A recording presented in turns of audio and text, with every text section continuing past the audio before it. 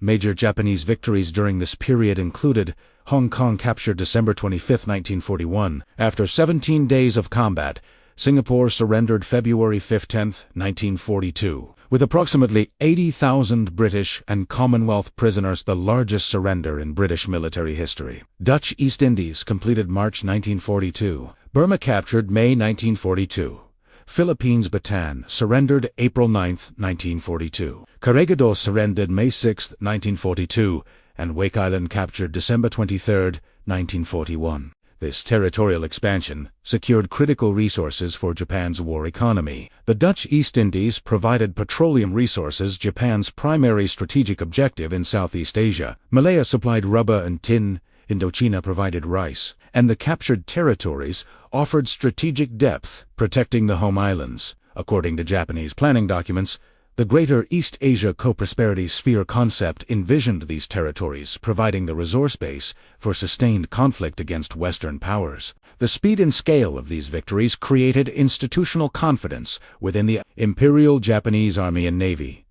Operational after-action reports from this period reflect assumptions that Western forces lacked the fighting spirit and tactical proficiency to effectively resist Japanese attacks. These assumptions would influence planning for subsequent operations, including the Guadalcanal campaign.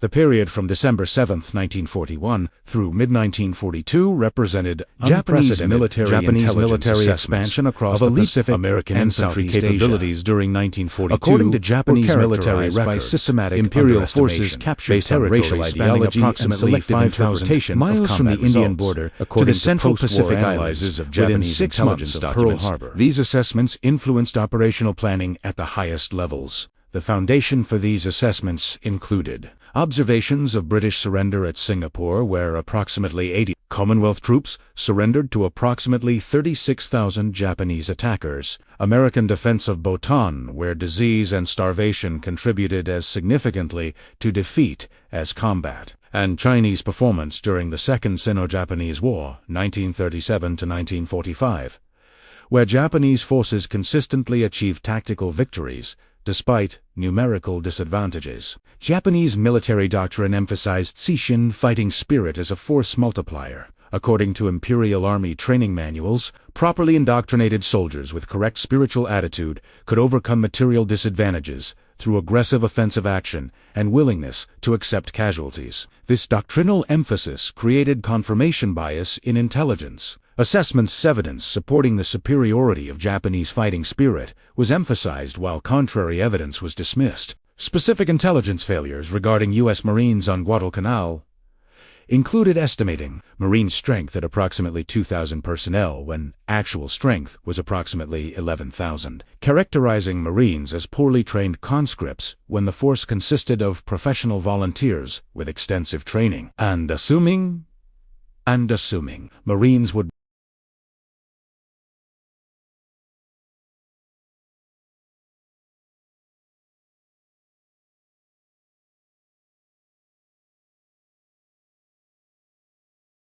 Marine recruit training in 1942 consisted of 13 weeks of basic training compared to 8 weeks for U.S. Army infantry, followed by specialized training for specific military occupational specialties. According to Marine Corps training records, recruit training emphasized rifle marksmanship, 147 hours of formal instruction, close order drill, military customs and courtesies, physical conditioning, and basic infantry tactics. The emphasis on marksmanship stemmed from reforms implemented following the Spanish-American War, 1898, when Marine Commandant discovered that fewer than 100 Marines in the entire corps met minimum marksmanship standards. Major Charles Laukheimer was directed to reform marksmanship training. By 1942, every Marine qualified as a rifleman before receiving specialty training. Qualification standards required 190 points minimum out of 250 possible marksmen, 210 points minimum sharpshooter,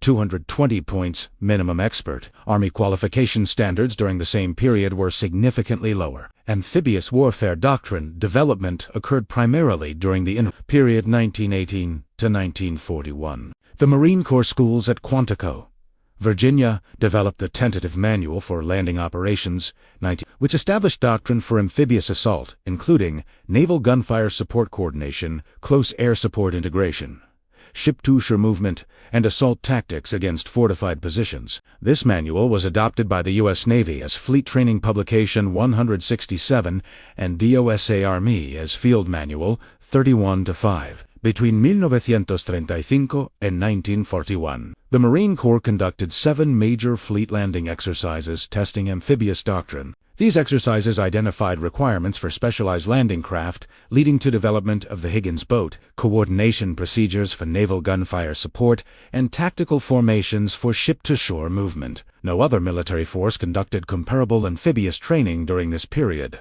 The Battle of the Ilu River, misidentified on American maps as Tanaru River, occurred on August 21, 1942, when Colonel Kiyonao Ichiki, S. 28th Infantry Regiment, approximately 917 personnel from the 2nd Battalion and regimental headquarters, attacked 1st Marine Division positions along the west bank of the Ilu River. According to Japanese operational records, Ichiki's force had been originally designated for the occupation of Midway Island. Following the planned Japanese victory at the Battle of Midway, institutional development, focusing on rifle marksmanship, following the Japanese defeat at Midway, Ichiki's regiment was redirected to Guadalcanal with the mission of destroying American forces and recapturing the airfield.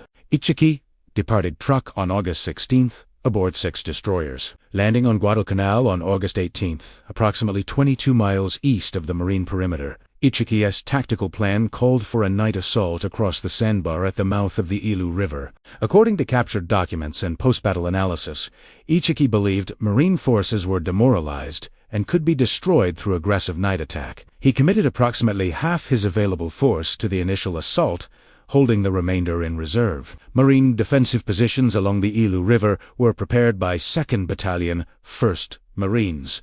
Defensive preparations included machine gun positions with overlapping fields of fire covering the sandbar, barbed wire obstacles, pre-registered artillery concentrations, and infantry fighting positions along the west bank. When Ichiki's forces attacked at approximately 0310 hours on August 21st, they encountered concentrated defensive fires from 30 caliber machine guns, 30-06 M1 Garand rifles, and 37mm anti-tank guns, firing canister rounds. The assault was repulsed with extremely heavy Japanese casualties. At dawn, M3 Stuart light tanks from 1st Tank Battalion conducted a flanking maneuver through the Coconut Grove, where surviving Japanese had withdrawn, completing the destruction of Ichiki's force. According to 1st Marine Division after-action reports, Marine forces counted more than 800 Japanese, but Colonel Ichiki burned his regimental colors and committed suicide. American casualties were 35 killed and 75 wounded.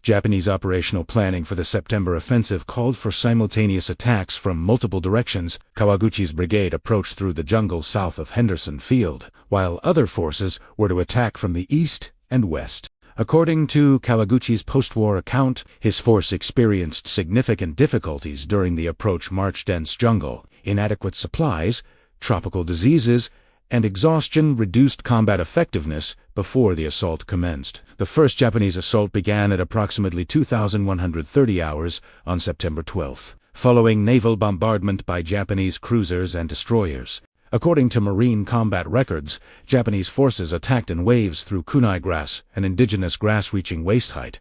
Marine defensive fires included 30 caliber machine guns, M1 919A4, 30-06 rifles, M1 Garand, and M1 903 Springfield, 45 caliber submachine guns, Thompson M1 928 hand grenades Mk2, and supporting fires from 105mm howitzers of the 11th Marines, a artillery regiment. The fighting was most intense during the night of September 13th to 14th, when Japanese forces penetrated the center of the Marine position and advanced to within 1,000 yards of Henderson Field. Edson personally directed defensive fires and repositioned units to contain the penetration. Artillery support from the 11th Marines was critical in breaking up Japanese assault formations. According to artillery records, 11th Marines fired more than 1,000 rounds during the 2 nights of battle. By dawn on September 14th, the Japanese assault had been repulsed. Marine patrols counted more than 600 Japanese bodies. The Battle of Edson S. Ridge on the ridge occurred when Major General Kawaguchi's brigade, Lieutenant Colonel Japanese Corporation, commanded approximately 841 attacks from 2 withdrew simultaneously, having failed to capture approximately 7 American personnel, and forced Henderson Field, preliminary the largest Japanese ground operation on positioned involving approximately 20,000 on the nights of October 13th Ridge and October 14th Ridge. Japanese battleships Congo was critical because it controlled the most direct approach to Henderson Field from the south, firing approximately 918 rounds over 2 nights. This bombardment destroyed approximately half of Marine aviation fuel reserves and damaged or destroyed numerous aircraft. However, Henderson Field remained operational. Marston matting, pierced steel planking, enabled rapid runway repairs. The ground assault commenced October 23rd with multiple coordinated attacks. Japanese tactics during the October offensive followed established night attacks, infiltration through jungle terrain, and close assault with grenades and bayonets. Marine defensive tactics emphasized pre-registered artillery concentrations, interlocking machine gun fires, illumination using parachute flares, and rapid response by reserve forces to contain penetrations. The offensive failed to achieve its objectives. By October 26th, Japanese forces had withdrawn after suffering approximately 3,500 killed. American casualties, Marine and Army units combined, totaled approximately 300. Casualty ratio of more than 10-1 in favor of the defenders demonstrated the effectiveness of Marine defensive doctrine and the inadequacy of Japanese offensive tactics against prepared positions supported by artillery.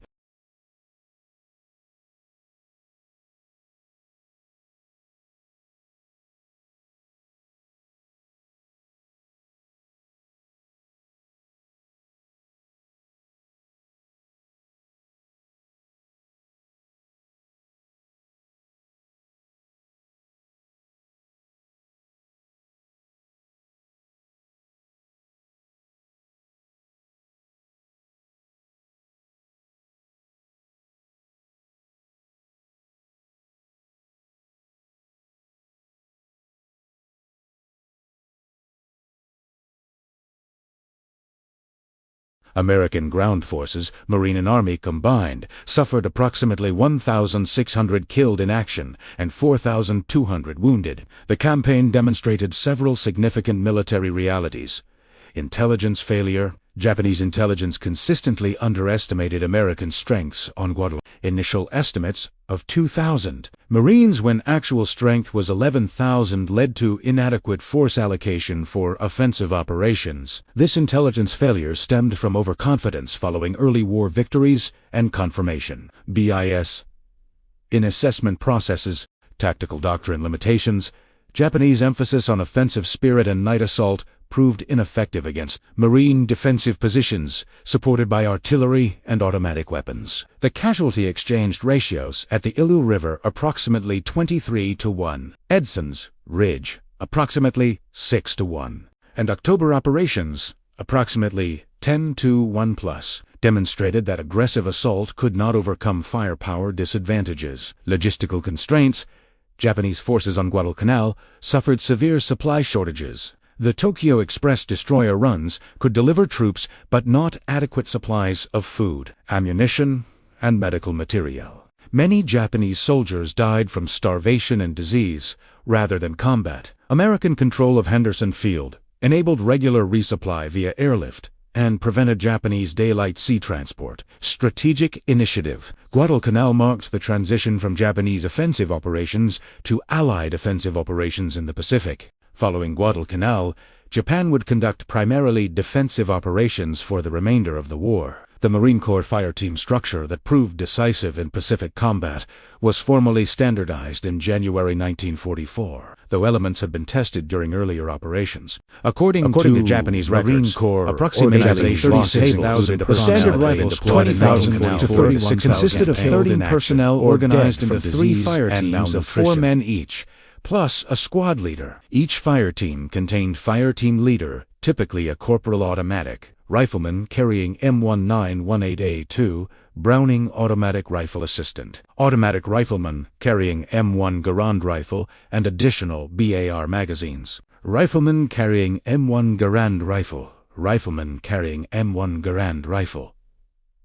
Structure provided each squad with 3 bars to primary source of sustained automatic fire at the squad level. B. Comparison. U.S. Army rifle squads of the same period contained 12 men with only 1 bar. The Marine structure generated approximately 3 times the automatic weapons fire per squad. The fireteam concept enabled tactical flexibility critical for Pacific Island combat. A squad could operate as 3 semi-independent teams, with 1 team providing suppressive fire while 2 teams maneuvered. This capability was essential in jungle terrain during amphibious assaults, where units often landed dispersed and had to fight independently before consolidating. The doctrinal development of the fireteam structure drew from multiple sources. Captain Evans F. Carlson, who observed Communist Chinese forces during the Second Sino-Japanese War, advocated for small unit independence and decentralized leadership. The Marine Corps adapted these concepts while maintaining traditional emphasis on fire, discipline, and marksmanship.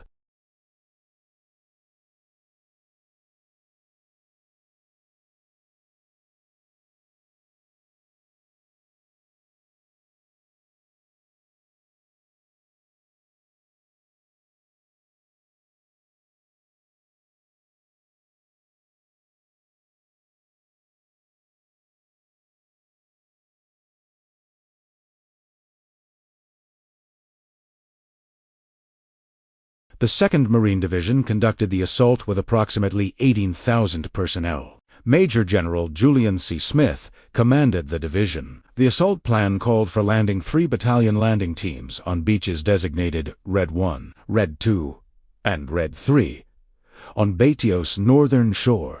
Japanese defensive preparations on Baithio were extensive. According to captured documents, defenses included approximately 500 concrete and coconut log bunkers, beach obstacles including barbed wire and log barriers, coastal defense guns ranging from 70 mm to a 10-inch caliber, and anti-boat obstacles in the lagoon approach. The assault encountered immediate difficulties. A rare tidal phenomena, apogee, neap tide, resulted in water depth over the coral reef of approximately 3 feet, insufficient for Higgins boats, LCVP, which required 4 feet. Only LVT amphibian tractors could cross the reef. Many Marines had to wade hundreds of yards through chest-deep water under machine gun and artillery fire. Casualties were severe. According to 2nd Marine Division records, approximately 1,000 Marines were killed and more than 2,000 wounded during the 76-hour battle. Nearly all Japanese defenders, approximately 4,500, were killed. Only 17 Japanese personnel survived to surrender, plus approximately 100 Korean laborers. The battle demonstrated both the capability and cost of amphibious assault against fortified positions. Lessons learned at Tarawa influenced subsequent operations, including improved naval gunfire coordination, increased use of LVT vehicles, better timing of landings relative to tidal conditions, and enhanced underwater demolition team operations. The assault on Battle of Peleliu occurred November 20th to November 22nd, defended by approximately 4,500 Imperial Japanese doctrine that Navy personnel, defense in primarily special than naval landing force Japanese charges. Naval infantry equivalent Nakagawa commanded approximately 11,000 defenders, primarily from the 14th Infantry Division, 2nd Infantry Regiment. Nakagawa's defensive plan departed from previous Japanese doctrine. The cave fortifications were interconnected through tunnels, enabling defenders to reinforce threatened positions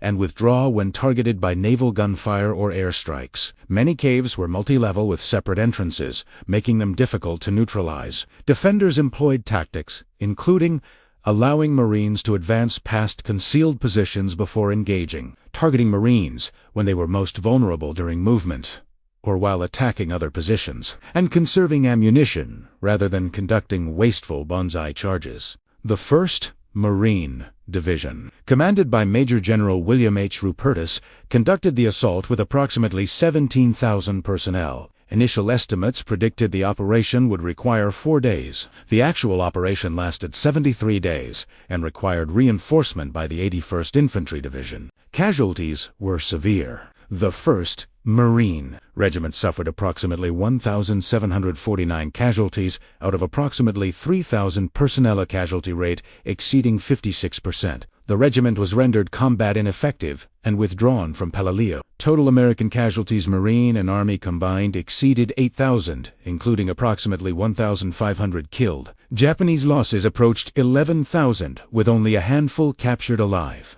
The tactical lessons of Palaleo included the effectiveness of defense in depth using fortified cave positions, the inadequacy of existing tactics against defenders who refused to reveal positions until Marines were within grenade range, and the necessity for specialized equipment, flame demolitions, tanks, and tactics for reducing fortified positions.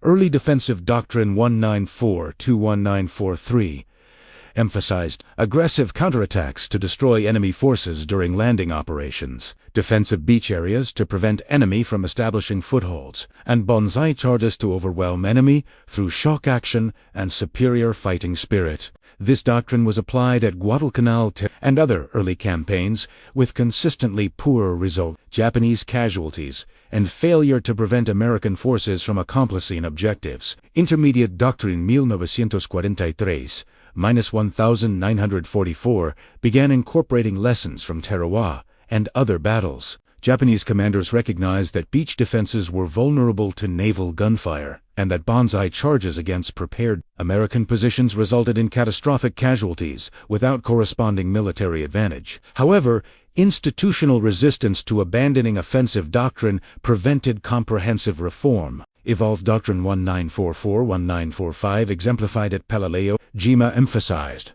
defense in depth, using cave and tunnel systems, minimal forces in beach defenses, to be sacrificed while main forces remained protected. Conservation of forces through defensive rather than offensive operations, and maximizing American casualties through attrition rather than attempting to destroy American forces through counterattack. According to post-war interrogations of Japanese commanders, this doctrinal evolution was driven by realistic assessment of tactical realities, American advantages in firepower, naval gunfire, air support, artillery made offensive operations suicidal. American logistical capacity enabled sustained operations regardless of initial casualties, and Japanese forces could not prevent American landings but could exact maximum casualties through defense in depth. Lieutenant General Tadamichi Kuribayashi was assigned command of Iwo Jima defenses in June 1944. Kuribayashi brought unusual qualifications for this assignment. He had served in the United States from 19 to 81930 as a military attaché, traveling extensively and observing American industrial capacity. This experience gave him realistic understanding of American capabilities that many Japanese officers lacked. Kuribayashi studied previous Pacific Island battles, particularly Tarawa, with professional intensity. According to his correspondence and orders to subordinate commanders, he concluded that clinging to assumptions about American infantry lacking fighting spirit was foolish. Marines had demonstrated willingness to accept casualties and continue attacking against positions that should have stopped them. Any defensive plan based on the assumption that Americans would break under Japanese pressure defensive doctrine underwent significant evolution during the Pacific War, for Iwo driven Jima, by the accumulation of combat experience and the recognition and that rejected initial traditional assumptions about Japanese American doctrine infantry in multiple capabilities ways. were No incorrect. beach defense. Kuribayashi ordered that beaches would not be strongly defended. The few troops positioned on beaches were there to delay and observe, not to stop the invasion. American naval gunfire would destroy beach positions before they could inflict significant casualties. No banzai charges. Kuribayashi explicitly forbade banzai charges, court-martial offense. Every soldier who died in a banzai charge was a soldier lost without inflicting corresponding American casualties. Defenders were ordered to fight from fortified positions, inflict maximum casualties, and withdraw to secondary positions when their primary positions became untenable. Defense in depth. The main defensive zone would be located inland, using Iwo Jima's volcanic terrain and cave systems. Positions would be interconnected through tunnels. Multiple fallback positions would enable continued resistance even after Americans penetrated forward defenses. Attrition warfare. The objective was not to prevent American capture of Iwo Jima. Kuribayashi recognized this was impossible given American material superiority. The objective was to make American victory as costly as possible, inflicting maximum casualties over maximum time. According to Japanese records, Iwo Jima's defensive preparations included approximately 11 miles of tunnels connecting defensive positions, approximately 1,500 rooms, chambers carved into volcanic rock, extensive stockpiles of ammunition and supplies, and approximately 21,000 defenders, primarily from the 109th Infantry Division and various naval units.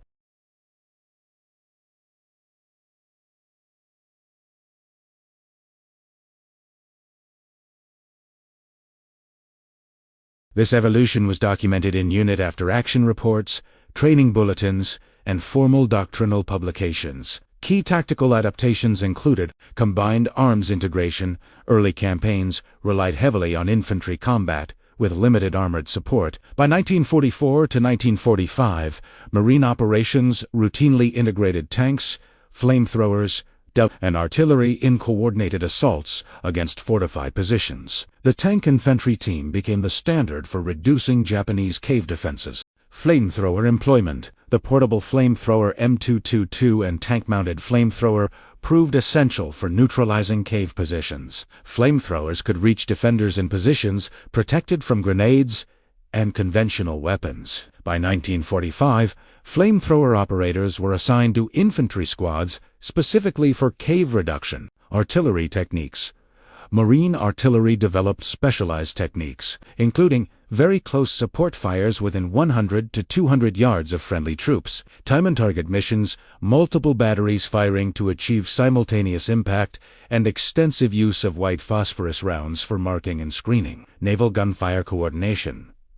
Procedures for naval gunfire support improved continuously. By 1945, Marine shore fire control parties, embedded with assault units, could call for and adjust naval gunfire with precision comparable to artillery support. Air support coordination.